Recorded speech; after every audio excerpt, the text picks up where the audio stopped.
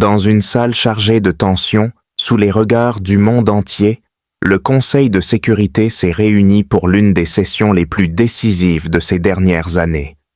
Sur la table, un projet de résolution américain, S 2025-692.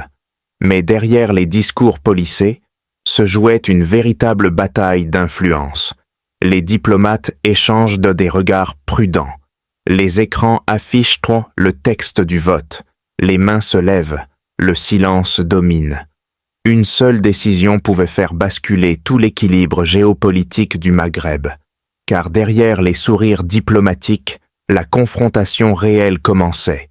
Celle d'un ancien projet colonial ressuscité, face à une conviction profonde et inébranlable. Celle de l'Algérie. Le droit des peuples à disposer d'eux-mêmes. La Russie, la Chine et le Pakistan s'abstiennent. L'Algérie, elle, choisit la position, pas la posture. Elle refuse de participer à un vote biaisé, préférant l'honneur au compromis. Dans les couloirs feutrés de l'ONU, Alger ne répond plus. Elle agit. D'une voix calme mais ferme, elle déjoue ce que beaucoup qualifient de complot maroco-franco-émirati, destiné à vider la résolution de son sens et à légitimer une occupation déguisée. Puis vient le moment décisif. Le Conseil adopte la résolution 2780-17, prolongeant le mandat de la MINURSO tout en préservant l'essence du droit à l'autodétermination. Ce n'était pas une victoire technique, c'était une victoire stratégique, un signal fort envoyé à toutes les capitales. L'Algérie ne cherche pas la confrontation, mais elle ne cédera jamais sur les principes. Le monde observe, l'histoire écrit, et une fois encore, la diplomatie algérienne prouve que certaines batailles se gagnent sans tirer une seule balle. افتتاح جلسة مجلس الأمن رقم 10030. جدول الأعمال المؤقت لهذه الجلسة الحالة في الصحراء الغربية. اعتمد جدول الأعمال. سوف يبدأ مجلس الأمن الآن نظره في البند الثاني من جدول الأعمال، وأود أن ألفت انتباه أعضاء المجلس إلى الوثيقة رامز S على 2025 على 612، والتي فيها تقرير الأمين العام عن الحالة في الصحراء الغربية. معروض على أعضاء المجلس الوثيقة رامز S على 2025 على 692، فيها نص مشروع قرار قدمته الولايات المتحدة الأمريكية. سيبدأ المجلس الآن بالتصويت على مشروع القرار المعروض عليه. سأطرح مشروع القرار للتصويت الآن. أرجو من الوفود المؤيدة لمشروع القرار الوارد في وثيقة رامز S على 2025 على 692 أن ترفع يدها.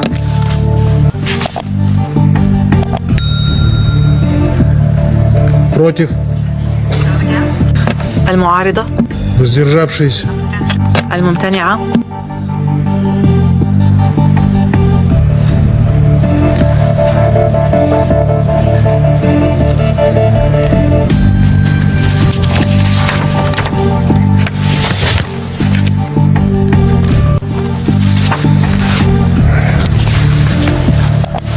За резолюцию.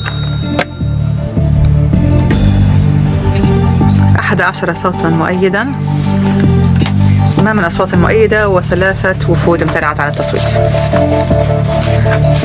أحد أعضاء المجلس لم يشارك في التصويت. À New York, le masque est tombé sur le jeu des puissances. Dans une salle chargée de tensions, sous les regards du monde entier, le Conseil de sécurité s'est réuni pour l'une des sessions les plus décisives de ces dernières années. Sur la table, un projet de résolution américain. Mais derrière les discours polis se jouait une bataille invisible. Les diplomates échangent des regards prudents. Les écrans affichent le texte du vote, les mains se lèvent, le silence s'installe. Une seule décision pouvait faire basculer tout l'équilibre du Maghreb. Derrière les sourires diplomatiques, le vrai combat commençait. Un projet colonial ressuscité, face à une conviction inébranlable, le droit des peuples à disposer d'eux-mêmes. La Russie, la Chine et le Pakistan s'abstiennent. L'Algérie, elle, choisit la position, pas la posture. Elle refuse de jouer le rôle du témoin muet. Dans les couloirs feutrés de l'ONU, Alger ne répond plus. Elle agit. D'une voix calme mais ferme, elle déjoue un complot diplomatique ourdi entre Rabat, Paris et Abu Dhabi. Un plan destiné à vider la résolution de son sens et à effacer le mot qui dérange, autodétermination. Mais cette fois, la stratégie échoue. Le calcul diplomatique s'effondre. La résistance silencieuse d'Alger a parlé. La résolution est adoptée. Le mandat de la MINURSO prolongé et le principe fondamental préservé. Le Sahara occidental reste un territoire non autonome. Ce jour-là, à New York, ce n'était pas seulement une victoire politique, c'était une leçon d'histoire, celle d'un pays qui ne cherche pas à dominer, mais à défendre la justice et la souveraineté. Dans le silence des couloirs de l'ONU, certains souriantent, d'autres s'inquiètent. Mais une chose est sûre, le jeu des puissances a changé. L'Algérie vient de rappeler au monde que la diplomatie n'est pas affaire de mots, mais de valeurs, qu'une nation peut être ferme sans être agressive, résolue sans être arrogante. Pendant que d'autres négocient leur influence, elles défendent un principe universel. Et dans cette ère d'incertitude, une voix s'élève, claire, indépendante, souveraine, celle de l'Algérie. Car l'histoire le prouve, les grandes nations ne se mesurent pas à la taille de leurs armées, mais à la force morale de leurs convictions.